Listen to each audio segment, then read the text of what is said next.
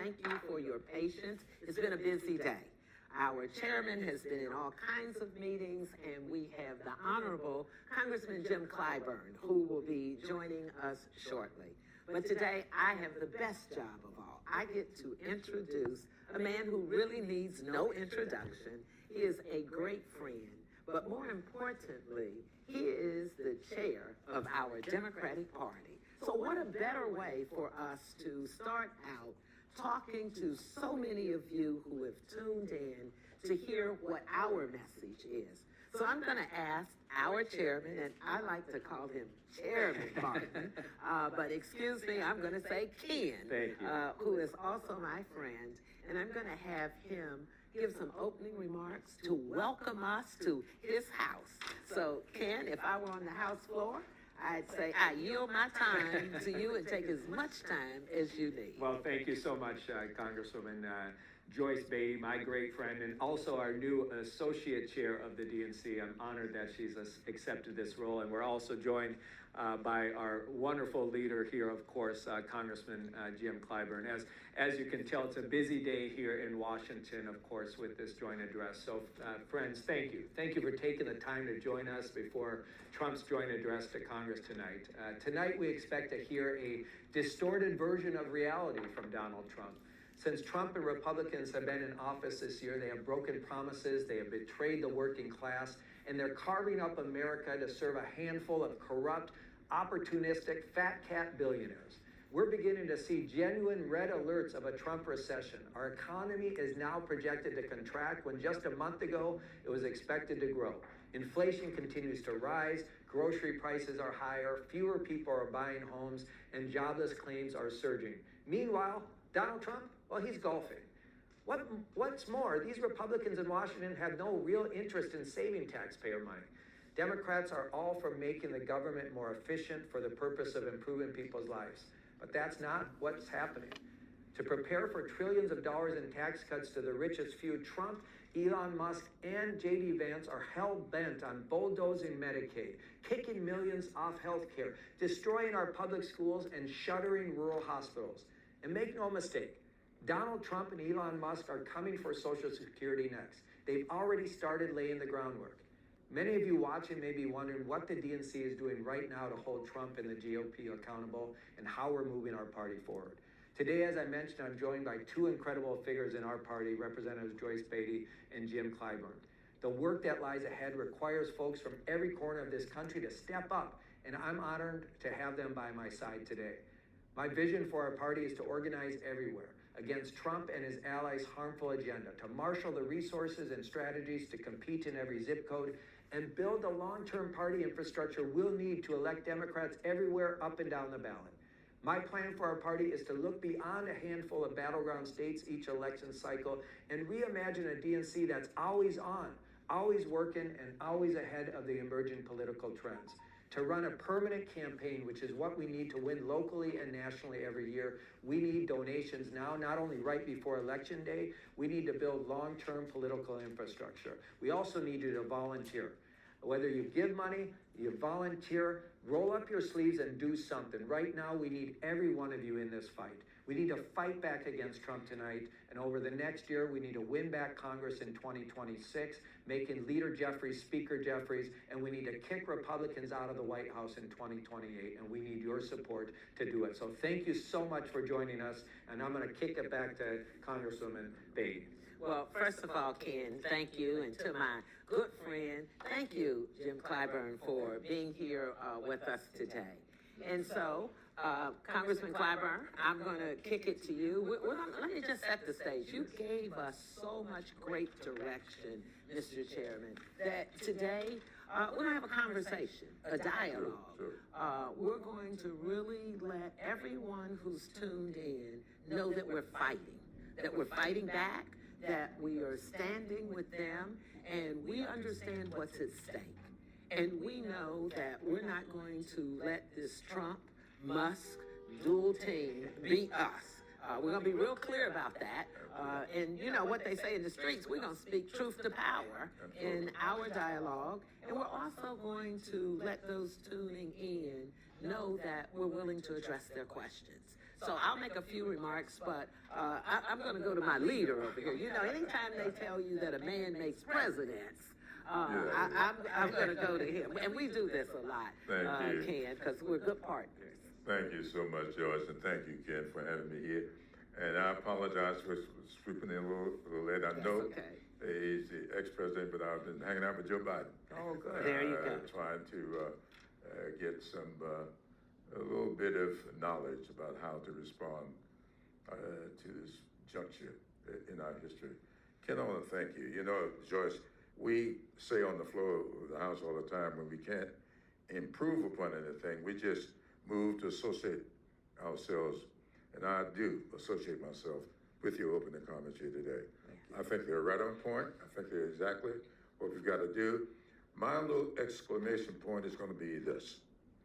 We are in the business of putting people over profits. That is what we see taking place today. Every time we hear something from this president, he monetizes it. That's not what we are. We have, for instance, our Veterans Administration. We have service organizations.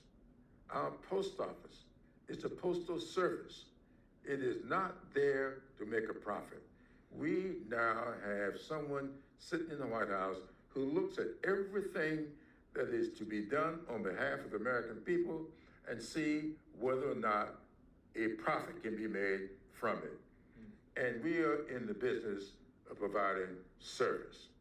When our men and women come back from foreign lands, we are in the business of providing them the services that they need, not to determine whether or not we can make a profit off of it.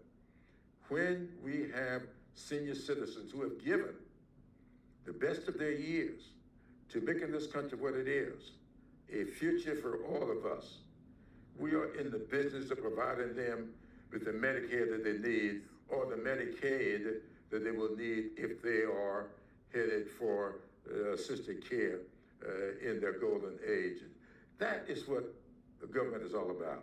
And so I want to thank you, Ken, for the leadership you already have provided. And I know that the American people are waiting for us to respond to their needs, to their dreams, to their aspirations, and they aren't interested in whether or not anybody can make a profit off of it. Let me just say, Jim, and certainly to you, Ken, thank you for those opening remarks. And I want to make sure that I share with the audience why we came up with this idea, and I wanted to make sure that it was the three of us, so we could talk about what's happening in our country. And I don't want to have to tell you that there's a lot of noise out there, a lot of voices right now that are trying to dominate our space, trying to change the conversation. And Jim, you're right. When you talk about we put people over profit, and I like to say we put hardworking American people over billionaires. Absolutely. Because when you talk about profit and the billionaires, that's just what they're doing. And we want to make sure that everyone that's tuning in would know what they're doing to our policies, what they're doing to hardworking Americans. And first of all, have you seen their town hall? Well, let me just tell you, the American people are woke. That's right. Because they understand that they're not going to stand for it. And that's what we're going to be discussing over the next few minutes, that we're going to answer the questions that the people are asking us because we're Democrats. Democrats fight for the people. And look, Americans aren't stupid. It's real simple. They get this. They know that Republicans want to distract us. They want to make all this noise and do all of these things so we get off of our purpose. And we're not going to do that. We understand, and you both talked about Medicaid and Medicare. You talked about our children. A lot of people really don't understand when we're taking back the narrative. We have to be able to tell them that we have so many little sick children who receive Medicaid. We have to be able to tell them, when you come and you won't even let members of Congress, like yesterday, enter HUD, when you think about Section 8, look, everybody out there either knows somebody that's on Section 8 or Section 8 voucher holders, people who are in business. And so we're standing up for all of the American people. But we want to get real. We want to tell them about our stories because everyone has heard a story. In our Democratic caucus, you talked about Hakeem Jeffries, certainly Mr. Clyburn, and know that he is an amazing leader. And he is unifying us. So many people want to know, what are you fighting? When am we going to see the anger? Well, let me just tell you, you have to be unified first. And that's what your message has been about, Ken. So we are unifying. You talked with President Biden to get wisdom. That's unifying us so we can have victories. And so we must be honest about the frustration. I don't want to make light about this. People are angry. People are scared. I'm getting text messages all day saying, be careful today. But then they'll say, but continue to fight for the people. And so we want everybody to know that we're going to make it very clear that we want to tell our stories. We want to tell you that we've done a lot. We're having victories with the litigation. They froze dollars, and thanks to good lawyers, the work of the DNC, the work of the Democratic caucus, we've had victories across the state, and people need to know that. And lastly, let me just tell you and share with you, we have formed a strike team, an immediate strike team, rapid response. So when things are coming out, we're getting the information out to people. And we're going to have members today doing all kinds of stuff as we go to the State House floor, as we go outside of the State House floor. And that's all a part of our unity. I know, Ken, I looked at your schedule. You're all over the place in Washington today. But that's what real leaders do. And we want the people to know that we are in the fight. We're standing up for you. We're going to crisscross this country and make sure that people know what this Democratic Party is doing, what the leadership in Congress is doing, and what we're doing, fighting for everyday people. Now, I have the distinct job of telling you, we've heard from you. We have questions that came in earlier, and so we kind of mixed them all around here, and we're going to take a stab at answering them, if that's okay with you all. Absolutely. Okay, so we have a question here that I'm going to read. This question comes from Jessica Brown from New York, and the question is, do you have a message for Democrats in red states who are feeling hopeless at the moment? Ken, Jim, you want to start it off? Well, as a Democrat from a red Red state. state, and you saw us. Ken has made it clear he's purple. Okay? And I'm That's blue. That used to be. Yeah. That used to be blue. Well, let's start with exactly what we expect to hear tonight. Okay. We've already heard from this president today, I believe, Yes. 25% tariff going into effect against Canada. That's right. We've got tariffs going into effect against China.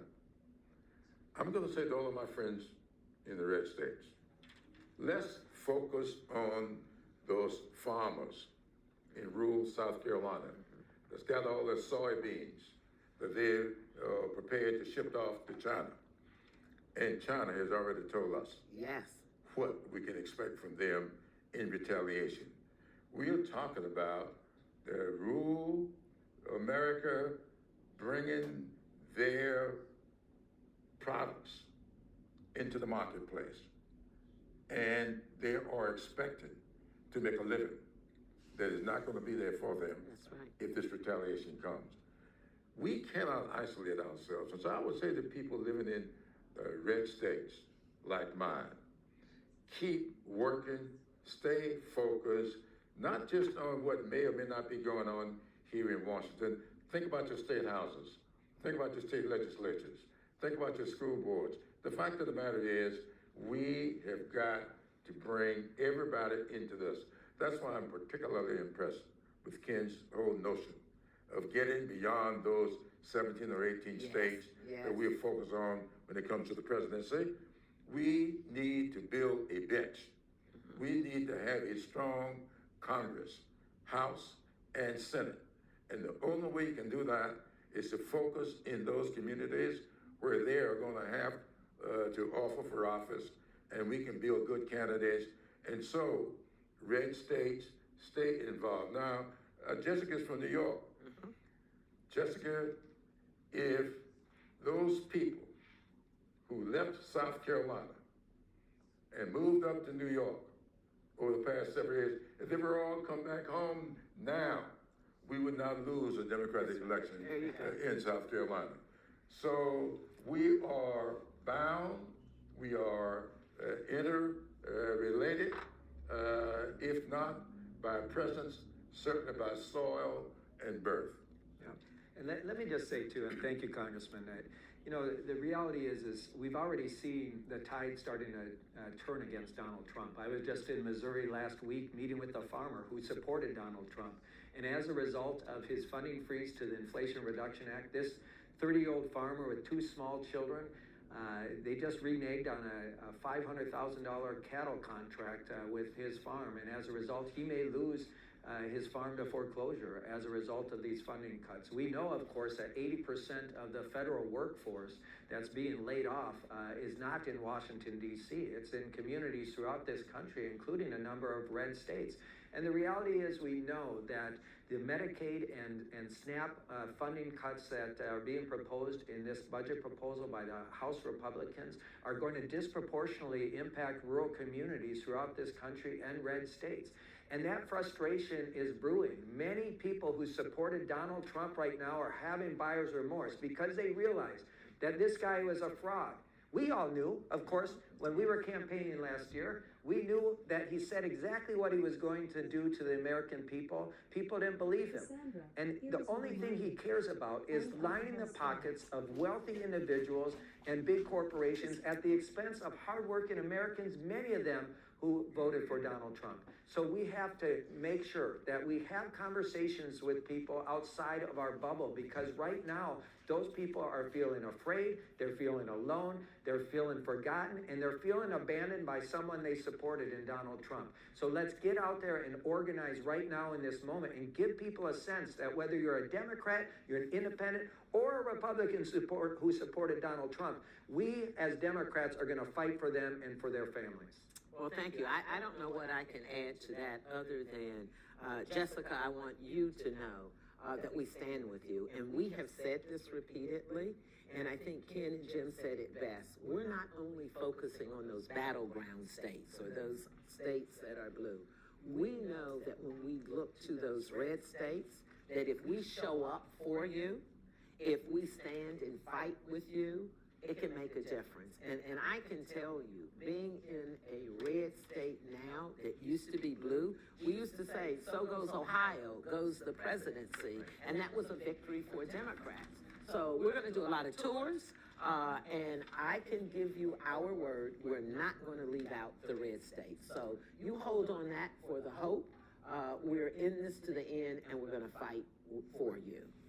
Okay, we have another question talking about South Carolina. That question is from Olivia Young from South Carolina. And she said, how are we strategically reaching young and Black voters? So maybe I'll kind of kick it off on this one by saying, let me just tell you, whether it is through the Democratic Party, whether it is through the Congressional Black Caucus, whether it is through our CBC PAC, Institute, or Foundation, we understand that we need to engage more with our young voters, period. We have a whole new strategy. We have new language. You know, we used to just go on traditional and legacy media. And I'm gonna be honest with you, that wasn't enough. We were focusing on only that. Now we have put in the Congress a young group of individuals, the youngest we've ever had in Congress, male and female, members of the Congressional Black Caucus, and they have us, matter of fact, today, right here, Ken, in your house, we have influencers coming in, young influencers. We're going on all of the non-traditional media, asking for help, saying, help us get our message right. We also know that Black voters been our base. And when we lost some of those voters, some male voters, because our message did not reach them. And we didn't do it enough. Thus, in part, why today, we're not just coming here talking to you. We have a full schedule. we're going to go in a room over here and talk to folks about all the new media stations and outlets that we're going to. But also we're going to engage you more in our campaigns. But let me just say this.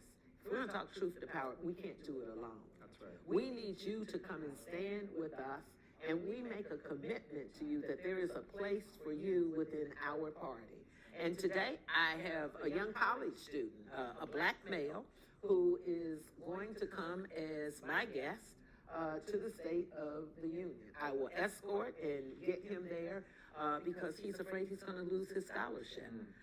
Because he goes to a university in Ohio, the Ohio State University, and we have universities who are complying with the laws that Trump and Musk put out, and no longer can many of the programs, if they have language like diversity or equity or inclusion, that they are not having those programs anymore.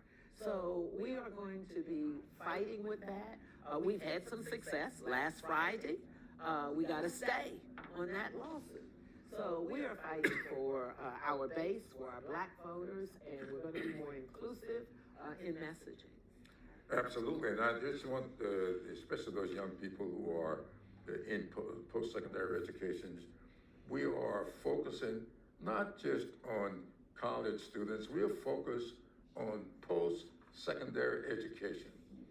We in our party, and I thank Joe Biden, when he first ran his campaign the first time, he kept emphasizing us preparing young people for livelihoods, irrespective of whether or not that's at a liberal arts college, whether you're going to a community college, whether you're going, you want to be an electrician, a plumber, a carpenter, these or a landscaper.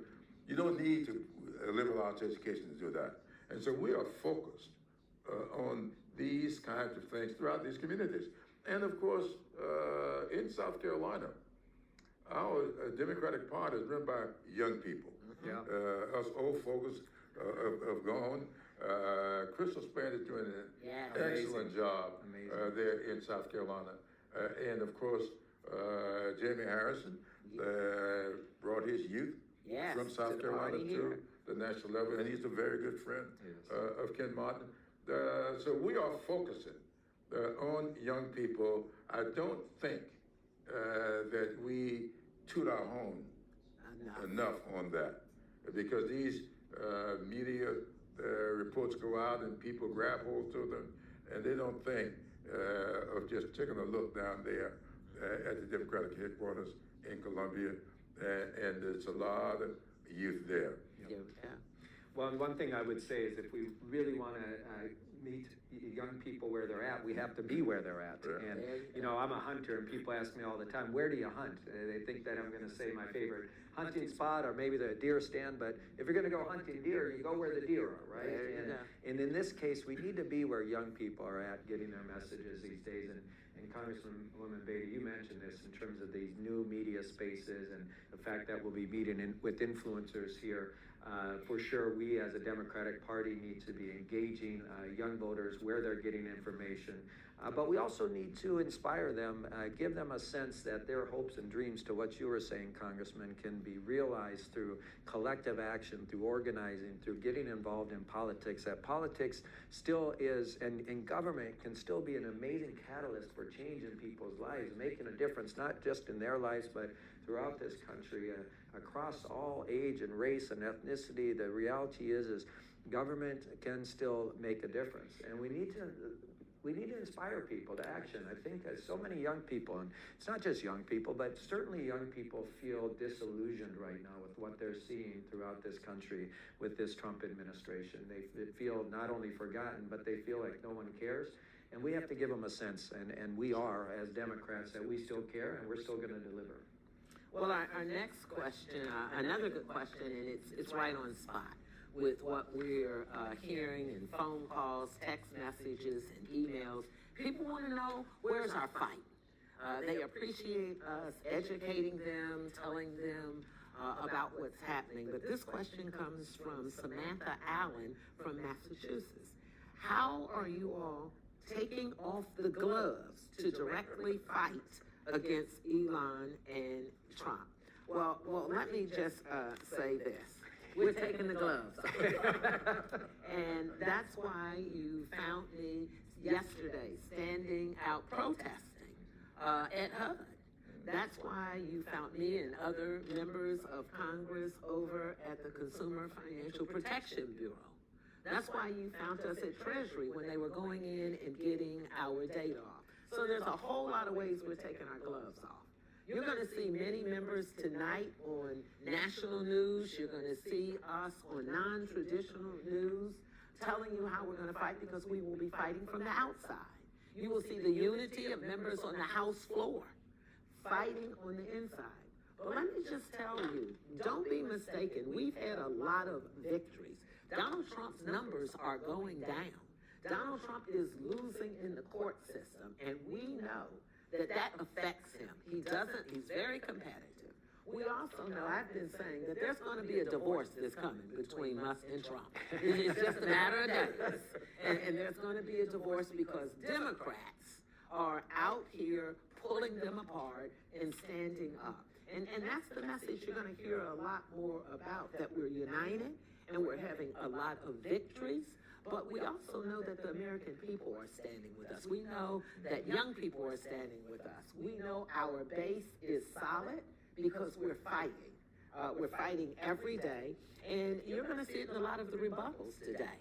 And I think that people need to really tune in, and because let's take, for instance, the word is going out from the Republicans asking their members of Congress to stop doing town hall meetings. Yes. Now, just because they stop having them, the meetings, does not mean that the people who would be going to those meetings are not still disappointed. Right. And so we've got to stay connected to them. For instance, last night, we started 11:59 last night. Yes. A marathon. And that's, what about young people? That's right. I think Angela Rye. Angela Rye and Joy Reid. Joy Yes. Reid, Roland Martin, all the talking heads that we've had out here for a long, long time. Yes. They came together last week. Yes. We sat down, we organized this. I said, we want a pre-buttal.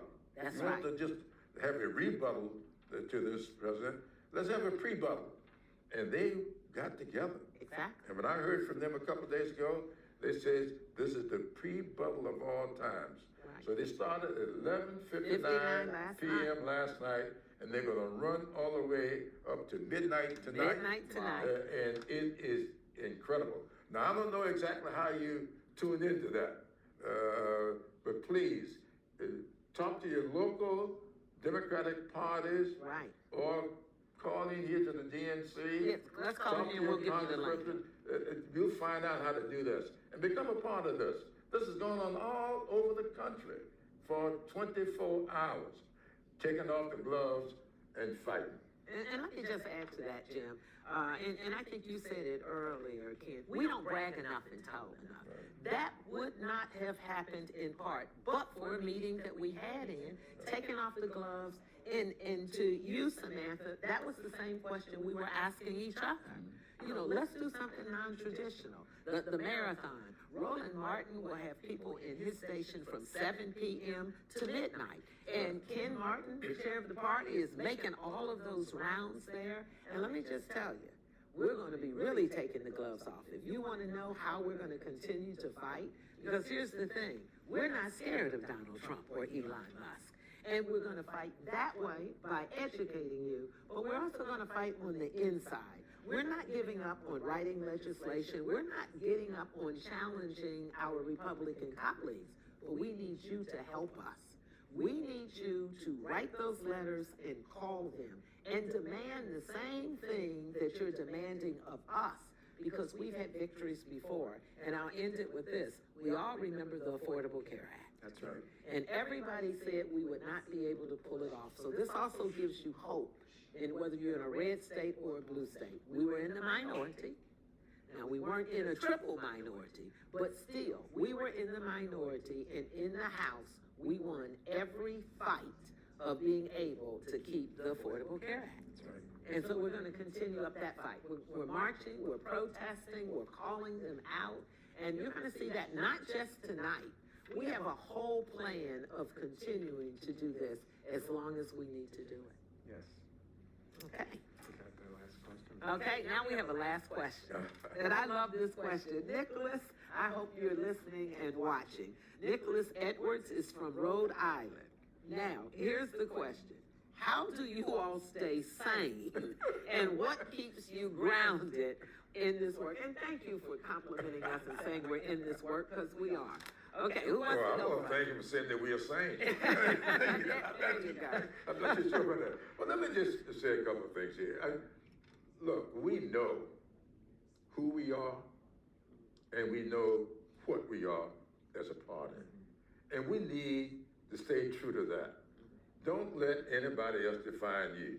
When I go out here and I see people talking about whether or not, let's say people of color are all upset about the attacks against DEI, even the threat to terminate contracts with colleges and universities that allow recruiting. How can you tell me that there's something wrong with stopping discrimination? When you say that we are no longer going to discriminate against people, we're no longer going to exclude historically black colleges and universities from our recruiting. If you say we're going to go on those campuses to recruit, how is that taken away from any other campus that you may go on and recruit? So let's get off the defense and go on the offense on this. I tell people all the time, I love the fact that Thomas Edison is a great inventor who invented the light bulb. But it's just as important for Louis Latimer, There you go. who invented that filament That's right. that's in that light bulb. That light bulb cannot work without the filament. So Thomas Edison's great invention would be of no value, but from Louis Latimer, who happened to have been the son of former slaves, who came up with that filament. So if the filament and the light bulb can light up the world, let's think about that every time an issue comes up. So don't let them put us on the defense. Stay on the offense, because there's so much out there for you to run with. I think I stay sane because I'm ready to fight. Yes. And I'm ready to protest because I know I have to be sane, because there's so many people on the other side that are doing things that it makes me question their sanity. And I think it's important for me to stay grounded, because we've heard words in the questions like hope. Well, our role is to give you hope. And the only way we can give you hope is to tell you that we are taking the gloves off, that we're in unprecedented times. There is nothing traditional or normal about what we're doing. And so for me, it's doing programs like this. It's going out with the young people. It's going out on the Capitol steps and standing with all of our members. So let me also tell you, the sanity is we've done something we've never done before. We have 215 members. Right now, today, there's only a 2-vote spread from us being able to do anything we need to do, and we have unity. That's my sanity. So don't let anyone tell you whether I'm on the inside tonight at the State of the Union or if I'm on the outside, where I will be. That's part of my sanity, knowing that I can stand with our base, I can stand with you, and still do my job. Yeah. Joyce, may I say one other word, Yes. if I may? You used the word unity, and I want to say to Democrats all over, there's a big difference in having unity and being unanimous. Yes. And so I want us to remember, just because you're not unanimous in what you do, doesn't mean there's not unity. Joyce Beatty and I are great friends. We are both former chairs of the Congressional Black Caucus. We don't always agree on everything. And we talk through our disagreements. and we make sure that we stay unified even when we aren't unanimous. There you go. Thank you for that. Ken, anything you want to add Well, to that? let me just say, the question about just what keeps me sane and grounded. First, it's my son and my boys, which remind me all the time why I do this work. I think for so many of us, looking at the faces of our children and hoping that we're building a better future for them, and I'm always reminded every day of that. But I'm also reminded of two things. Every morning, I say the Serenity Prayer as a parent, as the son of a teen mom who raised 4 kids by herself and struggled mightily, particularly with chemical dependency issues. It's important for me to really understand that there's so much of my life that I can't control. And so I have to focus on the things I can control. And this is what I want our listeners to understand, which is right now the world seems like it's spinning out of control, and it seems so weighty right now. I would ask folks just to focus on the things that they can control and do something. Don't let the craziness put you into a place where you don't take any action. And so the other thing I say every morning in addition to the Serenity Prayer is I say something that my mentor, Paul Wellstone, who I worked for, used to say. He said, you can remake the world daily. And it's a positive affirmation to me that you know what, every single day, we have an amazing opportunity. You, all of you, and members of Congress, but also all of you back home listening to this, have an opportunity to remake the world. And whatever part of the world you live in, whatever part of this country you live in, you have an opportunity, so take advantage of it. And the last thing I'll say, what gives me some sanity right now, especially as a big college basketball fan and an alumnus of the University of Kansas, Rock Chalk Jayhawk. March Madness is about to start, and I'm looking forward to some good college basketball here. Well, let me Kidding me? All right, that's not going to be our I know the end. lady. I know the lady Gamecocks. That's right. Come on. So look, I'm going to ask us to hold up our cups Yes. because isn't this interesting? Good, strong Democrat on his cup. John Lewis, your good friend, get in good trouble, and Shirley Chisholm. That's So when you want to talk about taking off the gloves, fighting, and giving hope, it is by having a chair and having a leader like Jim Clyburn, and I'm Congresswoman Joyce Beatty. And thank you for listening to us and watching us, and thank you to my friends for being here today. Good trouble. Good trouble. Thank you, guys. Thank you.